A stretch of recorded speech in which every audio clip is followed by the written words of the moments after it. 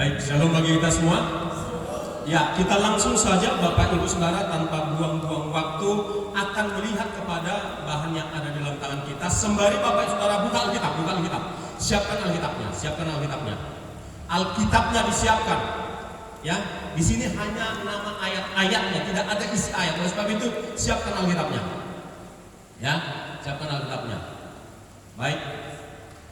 Adapun bahan pada sore hari ini temanya adalah keselamatan hanya ada di dalam Tuhan Yesus. Bisa diulang? 1, 2, 3. Keselamatan hanya di dalam Tuhan Yesus. Sekali lagi lebih mantap. Keselamatan hanya dalam Tuhan Yesus. Alasannya sesuai dengan Alkitab. Kisah Rasul 4 ayat 12. Mohon cepat-cepat dibukakan Pak. Semua membaca ke depan. 1, 2, 3. Keselamatan tidak ada di dalam satu juga selain sebab bahwa kalau langit ini adalah nama lain yang diberikan kepada manusia yang bolehnya terdapat keselamatan. Saya baca sekali lagi. Dan keselamatan tidak ada di dalam siapapun juga selain di dalam Dia. Dia di sana Tuhan Yesus. Sebab di bawah kolong langit ini tidak ada nama lain yang diberikan kepada manusia. Apakah itu nabi, pemimpin agama, yang olehnya kita dapat diselamatkan kecuali di dalam satu nama, di dalam nama Tuhan Yesus. Yang mengerti katakan amin. Mengapa ini perlu Bapak Ibu Saudara? Begini, dari dulu ya sampai hari ini masih banyak orang yang beragama Kristen akhirnya meninggalkan imannya kepada Tuhan Yesus. Ya, bukan sekarang saja terjadi, tapi dulu pun sering. Bukan dulu saja terjadi, tapi sekarang pun masih ada orang-orang yang meninggalkan imannya pada Tuhan Yesus. Mungkin di keluarga saudara. Kalau saudara tanya orang yang di sebelahnya, mungkin ada sanak keluarganya yang meninggalkan imannya pada Tuhan Yesus Kristus. Penyebabnya apa? Penyebabnya satu, karena dengar baik, tidak jelas ya, karena belum jelas kemutlakan Yesus satu-satunya ya, Yesus satu-satunya juru selamat dunia.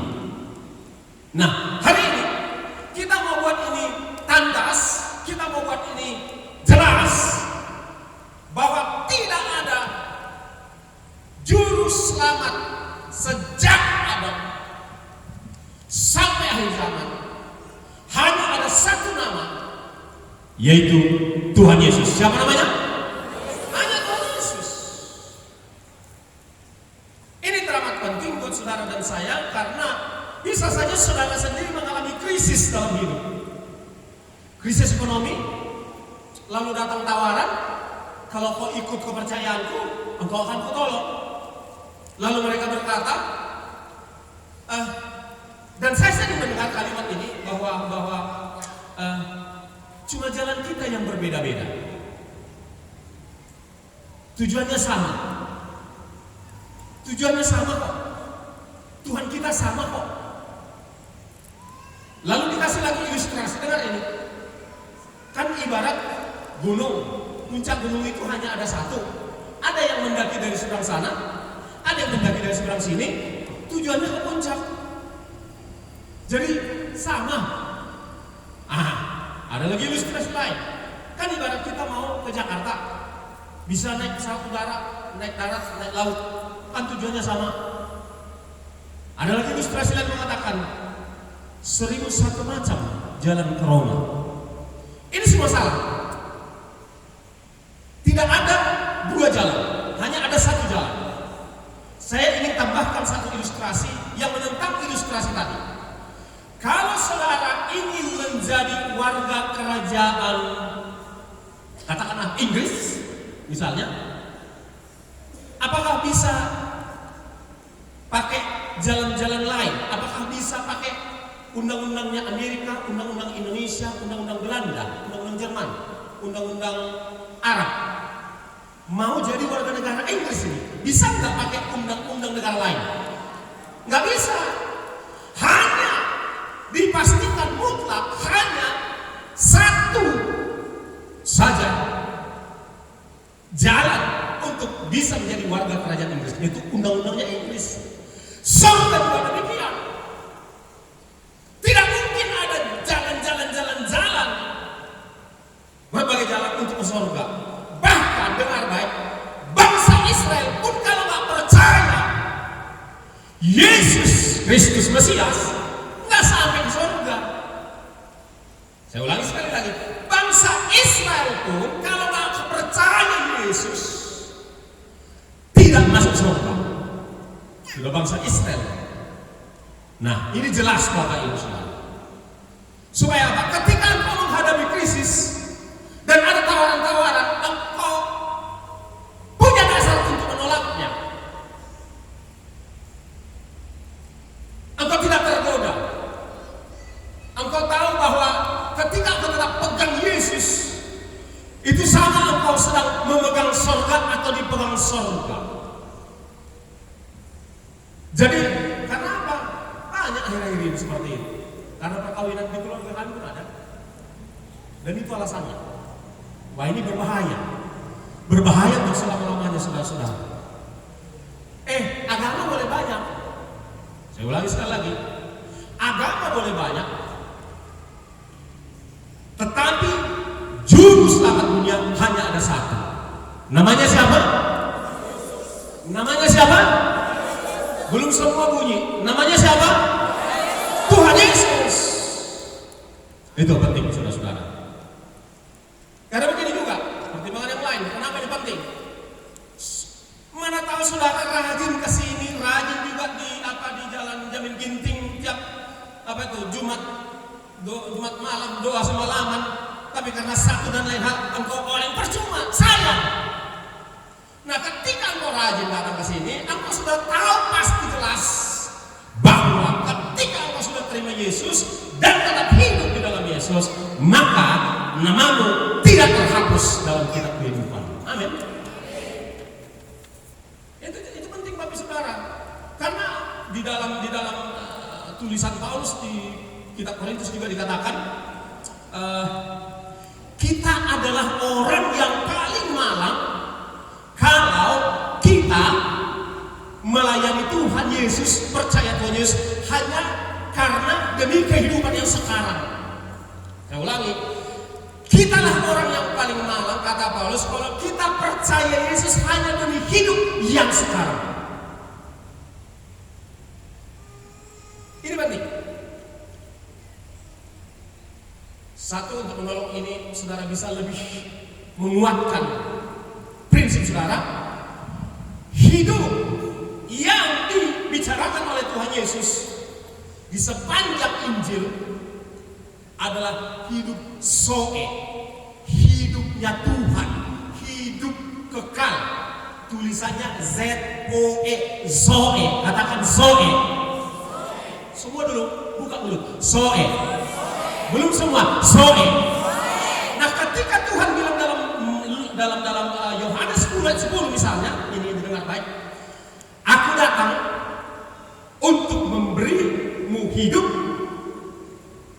Hidup di situ Zoe. Dan hidup yang berkelimpahan itu Zoe. Jadi ketika Yesus berbicara hidup, dia berbicara Zoe. Tapi ketika misalnya ada orang mati dibangkitkan, dia hidup kembali, itu bios. Bios, biologi. Bios, Zoe berbeda. Zoe adalah kehidupan roh yang kekal. Bios adalah kehidupan biologi manusia. Bios itu kan terdiri manusia, ada biosnya, hewan ada biosnya, tumbuhan ada biosnya. Bios. Jadi Tuhan Yesus tidak berbicara tentang bios ketika dia berbicara tentang hidup. Barang siapa yang percaya kepadanya, dia beroleh hidup yang kekal. Itu Zoe. Karena begitu besar kasih Allah kan dunia ini sehingga ia mengaruniakan anak yang tunggal, supaya siapa yang percaya kepadanya tidak binasa melainkan beroleh hidup. Hidup disitulah Zoe. Katakan Zoe. Katakan Zoe. Itu hidup roh kekal. Amin.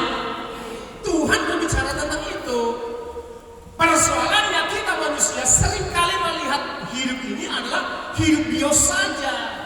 Ketika kita datang ke gereja supaya diberkati kehidupan bios, kehidupan jasmani, kesehatan, aman-aman, anakku sekolah baik-baik semua, banyak uangku, banyak hartaku, tanahku diberkati, tumbuhanku subur, itu bios.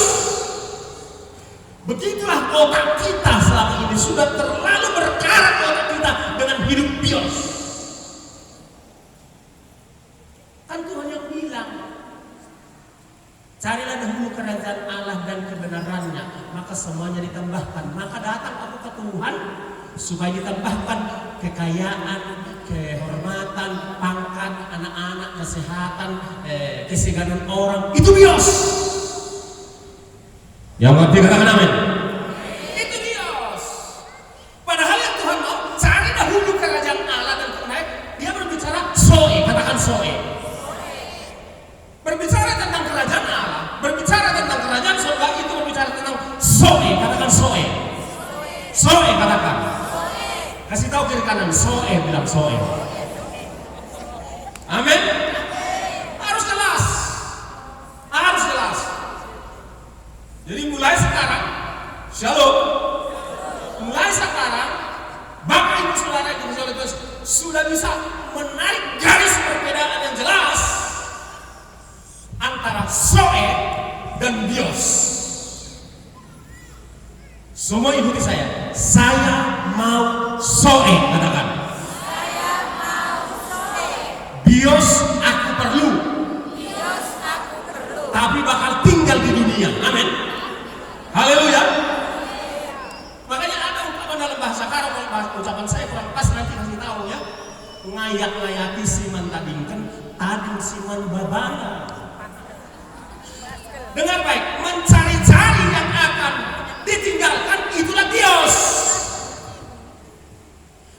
Bersusah payah mengumpulkan yang akan ditinggalkan itulah bios. Tinggal pula yang akan dibawa, soe lupa. Lupa membawa soe tadi. Haleluya. Maka sore hari ini firman Tuhan ini akan mengunci pikiran bahwa hanya di dalam Yesuslah soe. Katakan, hanya di dalam Yesus ada soe. Hanya dalam Tuhan Yesus ada soe. Katakan amin. Tepuk tangan. Kurang kencang. Teriak haleluya. Amin. Ini otak orang Kristen harus dikikis habis dari hanya mengejar bios. Sedangkan kepastian keselamatan penting gak penting. Hari ini bilang teramat penting. Mesti digas-gas baru mau. Kurang keras. Masih kurang.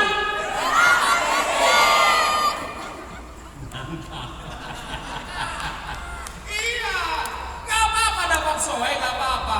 Tuhan mau berkati rumahmu, 2-3 mobil diganti dari Alphard menjadi Pajero menjadi Ferrari, terserah.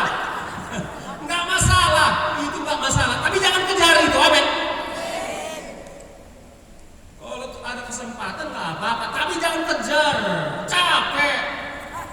Ngejar duit itu kata firman Tuhan ada sayapnya bisa terbang dia. Jangan terlalu dikejar, amin. Nah, kita lanjutkan. Mengapa iman orang Kristen sangat berani mengatakan bahwa keselamatan hidup kekal hanya ada di dalam Tuhan Yesus?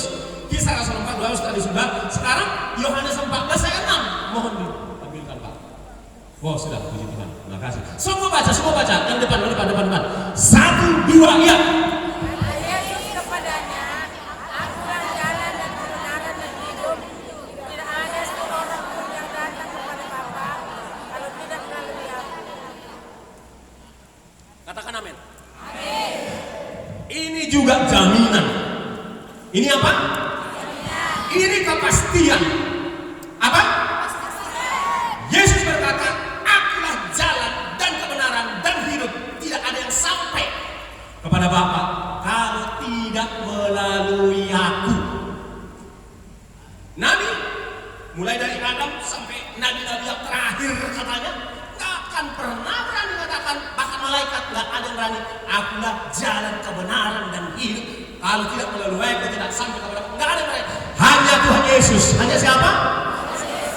Kurang jelas. Hanya siapa? Amin. Berikutnya kita lihat jaminannya. Ya. Mengapa? Kemudian, oke. Yohanes, ya, biar jelas ini Tuhan Yesus ya. Yohanes 1:1-3. Kita baca dengan cepat. Yohanes 1:1-3. Pada mulanya adalah firman, yaitu firman itu maksudnya ya firman Allah. Firman Allah itu Yesus yang menjelma menjadi manusia, dikasih dia nama Yesus. Di awalnya dari kekekalan bersama dengan Bapa, dia firman-Nya Bapa. Amin. Pada mulanya adalah firman. Firman itu bersama-sama dengan Bapa, bisa dikatakan Allah itu Bapa, dan firman itu adalah Allah. Ayat 2. Ia pada mulanya bersama-sama dengan Allah, dan ayat 3, 1, 2, 3.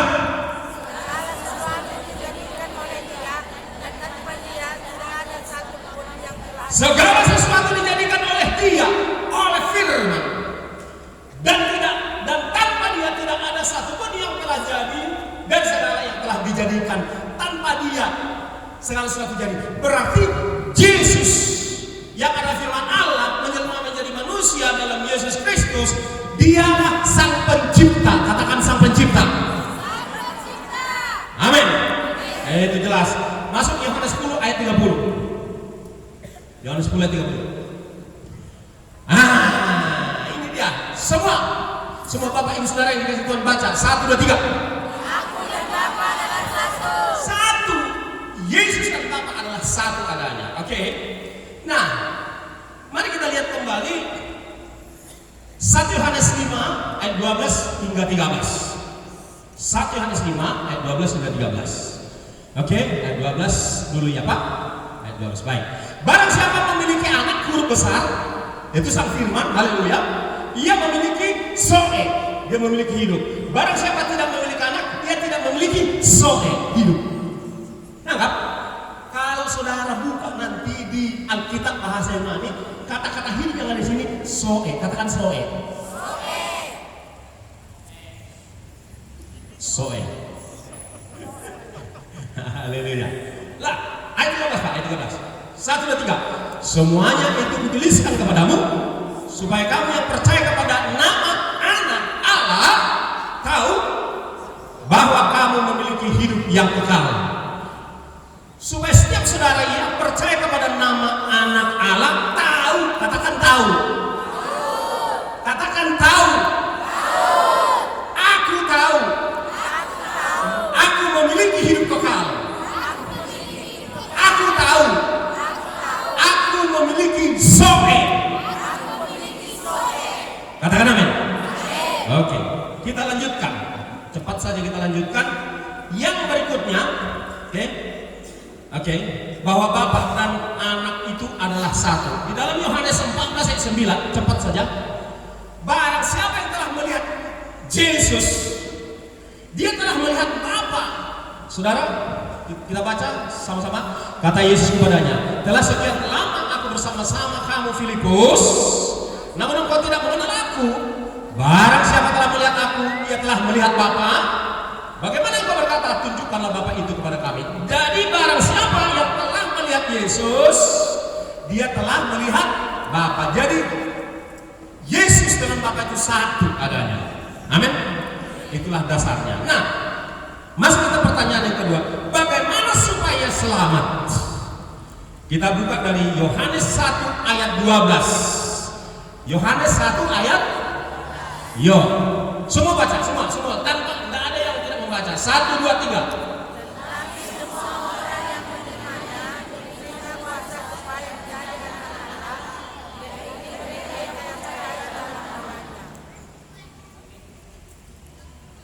Tetapi semua orang yang menerimanya diberinya kuasa supaya menjadi anak-anak Allah, yaitu mereka yang percaya dalam nama Anaknya. Amin. Oke, diberi kuasa menjadi anak Allah. Kalau sudah menjadi anaknya, berarti dia ikut selamat. Berikutnya saudara, kita lihat 1 Yohanes 5 ayat 13. 1 Yohanes 5 ayat 13. 1, 2, 3. Belum semua. 1, 2, 3.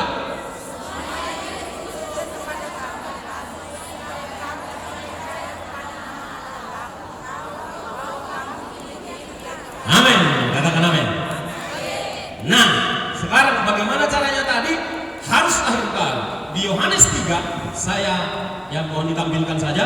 Di Yohanes 3, dengar baik. Ceritanya di dalam Yohanes 3 ini adalah pertemuan antara seorang yang sudah menganut agama Yahudi namanya Nikodemus. Dia pemimpin agama Yahudi, mungkin dia ketua sinode atau uskup atau apapun namanya. Dia datang kepada Yesus. Lalu ketika dia mengaku bahwa Yesus itu percaya aku datangnya dari Allah karena engkau disertai oleh Allah. Yesus langsung potong jalan pikiran daripada Nikodemus, berkata, enggak cukup hanya percaya.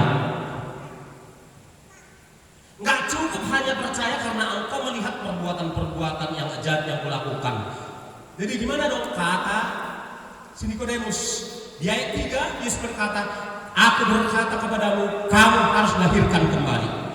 Ya, aku berkata kepadamu, sesungguhnya jika seorang tidak dilahirkan, dia tidak dapat melihat kerajaan Allah. Harus dilahirkan kembali. Nah, lalu Nikodemus tanya lagi, gimana caranya itu? Nikodemus berpikir berpikir biologis, badani, jasmani. Kata Nikodemus, bagaimana mungkin seorang dilahirkan kalau ia sudah tua? Apakah ia masuk kembali ke dalam rahim ibunya dan dia kayak kita juga berpikir biologis. Padahal Yesus berbicara tentang hal rohani. Lalu dijawab oleh Yesus di ayat yang kelima. Ya, aku berkata kepadamu, sesungguhnya jika seorang tidak dilahirkan dari air dan roh, dibaptis air dan dibaptis roh, ia tidak dapat masuk ke dalam kerajaan Allah. Bapak Ibu Saudara, dengan kasih Tuhan, saya mendorong Bapak Ibu Saudara yang belum dibaptis di tempat ini, beri dirimu untuk dibaptis. Mohon dilompat dulu Pak ke Markus 16:16. Kita mau terang-terangan dari firman Tuhan, bukan dari pendapat manusia. Ya, oke. Semua membaca, bukan saya yang berkata, tapi Tuhan Yesus berkata, ditulis oleh Markus 1, 2, 3. Siapa yang percaya dan dibaptis akan diselamatkan, tetapi siapa yang tidak percaya akan dihukum. Nah, siapa yang percaya dan dibaptis akan diselamatkan. Percaya saja tak selamat, atau dibaptis saja tak selamat. Harus percaya dan dibaptis. Saya ulangi sekali lagi, percaya saja nggak selamat karena iblis pun percaya. Karena orang-orang di luar murid Kristus banyak yang percaya kepada Yesus, tapi nggak memberi diri dibaptis. Jadi percaya dan dibaptis itu satu paket. Katakan satu paket. Maka diselamatkan. Nah itu dia Bapak Ibu. Kita kembali ke Roma. Oke. Yohanes sudah selesai dulu ya, saya anggap selesai. Roma 10 ayat 9 dan 10. Bagaimana supaya diselamatkan? Nah, Roma 9 ayat 9 dan 10. Yuk, kita baca sama-sama. Roma 9 ayat 9 dan 10. Semua mau baca, semua ya. Supaya enggak ngantuk, supaya 1, 2, 3. Sebentar, masih ada yang baca-baca kertas. Kamu usah baca kertas itu, baca di depan saja, ya. Ayo, semua fokus ke sini. Semua, 1, 2, 3. Firman ini mengandung janji. Pada waktu seperti inilah aku akan datang. Roma 10 ya Pak? Roma 10. Maaf, Roma 10, salah. Roma 10 ya Pak? Roma 10 ayat 9 dan 10. Ya, terima kasih. 1, 2, 3. Jika kamu Mengaku dengan mulutmu bahwa Yesus adalah Tuhan dan percaya dalam hatimu bahwa Allah telah bangkitkan dia dari antara orang mati, maka kamu diselamatkan. Jadi seorang yang mau selamat harus percaya dalam hati dan mengaku dengan mulut. Saya ulangi Bapak Ibu Saudara yang dikasihi Tuhan, harus percaya dalam hati dan mengaku dengan mulut Yesus adalah Tuhan. Amin.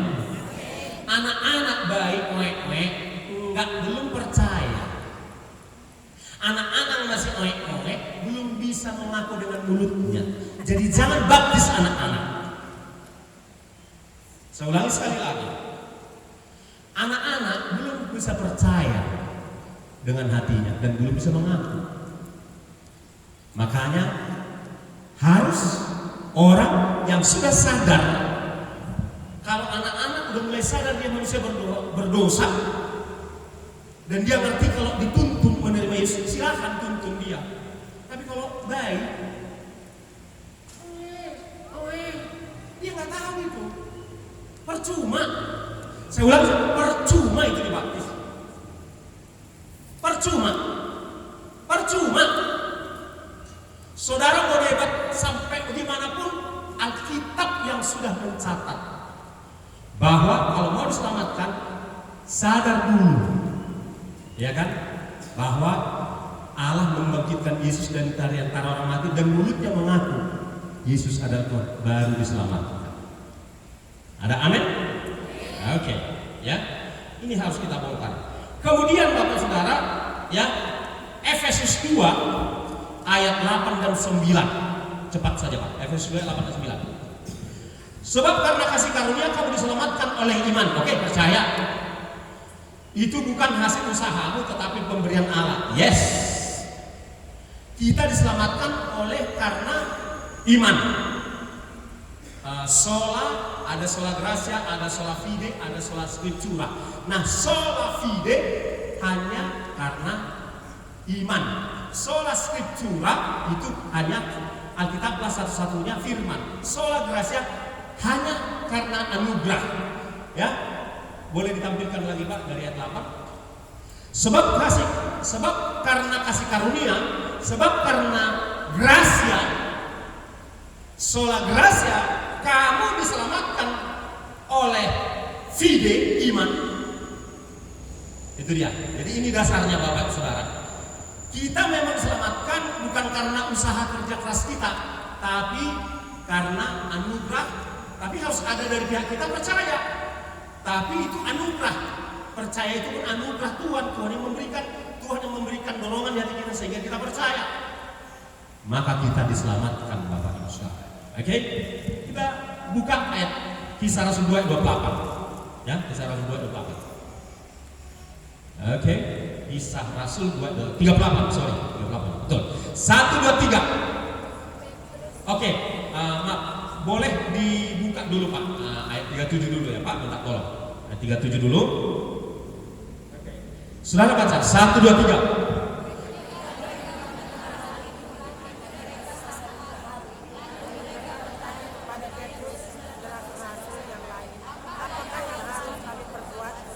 Nah, ketika mereka mendengar hal itu, hati mereka sangat terharu. Lalu mereka bertanya kepada Petrus dan rasul-rasul lain, apakah yang harus kami perbuat, saudara-saudara, supaya kami diselamatkan? Itu pertanyaan orang banyak waktu itu. Lalu muncullah perkataan Petrus di ayat yang ke-38 demikian. Jawab Petrus kepada mereka, bertobatlah dan apa? Hendaklah kamu masing-masing memberi dirimu dibaptis dalam nama Yesus Kristus. Apa bertobat? Ya, coba semua mengulangi dulu. 1 2 3. Bertobatlah. Sekali lagi serentak. 1 2 3. Bertobatlah. Kamu masing-masing memberi dirimu dibaptis dalam nama Yesus Kristus untuk pengampunan dosamu. Kok masih ada yang diam-diam? Ini perlu untuk saya aja. Kalau perlu saya pulang, permisi. Gak apa-apa, nggak dikasih amplop nggak ada masalah. Saya permisi ya.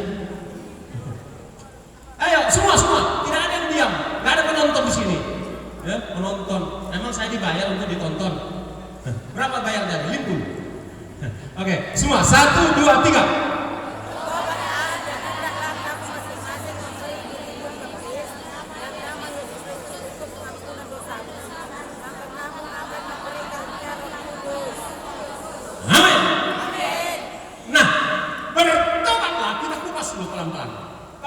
Bertobatlah dan hendaklah kamu masing-masing memberi diri baptis. Pertama supaya selamat harus bertobat. Katakan bertobat.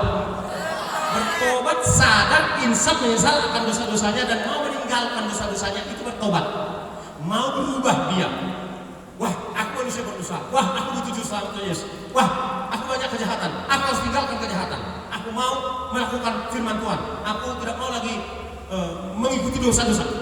Nah, itu bertobat. Lalu setelah bertobat, hendaklah apa? Kamu apa itu? Kalau tampilkan lagi Kamu masing-masing memberi dirimu dibaptis. Ya, ulangi, ikuti saya.